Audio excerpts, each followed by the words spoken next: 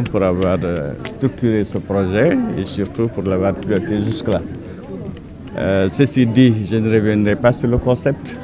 Vous en avez parlé. Pourquoi Saint-Louis? On en a parlé. Mon propos portera juste sur un appel, un vibrant appel. Un appel d'abord à tous les fils du pays, à tous les capitaines d'industrie, des champions nationaux qui sont là, de croire en leur pays et d'investir dans leur pays. C'est aussi un appel aux autorités de la République.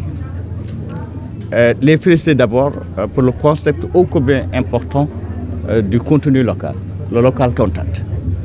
Je crois que promouvoir ces fils, promouvoir ces champions nationaux, promouvoir des capitaines d'industrie qui sont nationaux, c'est déjà participer au développement de ce pays-là.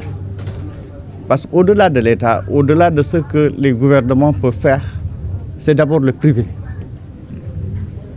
Le pays sera ce que notre privé sera, ou ne sera pas. C'est aussi clair que ça. Donc cette préférence nationale doit donc aller directement vers le secteur privé national. C'est absolument l'appel que je voudrais faire. Et nous nous félicitons que cette orientation pour un peu donner corps au contenu local, en tout cas affirmer ce contenu local-là, il faut saluer cette orientation donc, de la politique gouvernementale. Pourquoi cet hôtel n'est parti de tout ce que le groupe, un seul des projets de tout ce que le groupe Fortune Capital compte faire.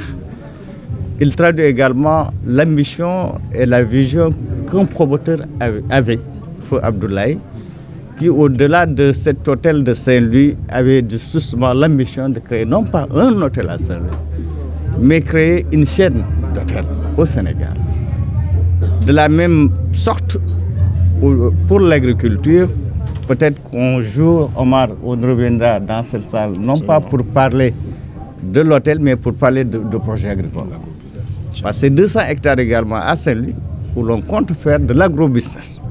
Entendu qu'un pays ne peut se développer sans développer son agriculture. Donc, ce promoteur du concept de l'hôtel de Saint-Louis, c'est également quelqu'un qui rêvait de faire du Nord la Californie du Sénégal. Il faut qu'on ait des hommes, des leaders pareils, capables de rêver grand pour ce pays, rêver grand pour l'Afrique. Et il y en a beaucoup au Sénégal. Il y en a beaucoup dans ce pays-là.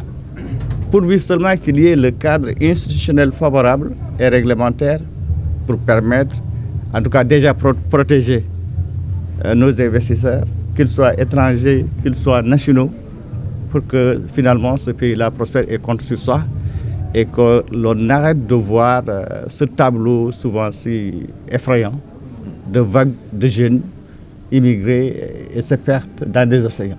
Alors que l'espoir est là, alors que toutes les potentialités sont là. Voilà, c'est cet appel que je voulais faire. Pour le reste, Omar, je te laisse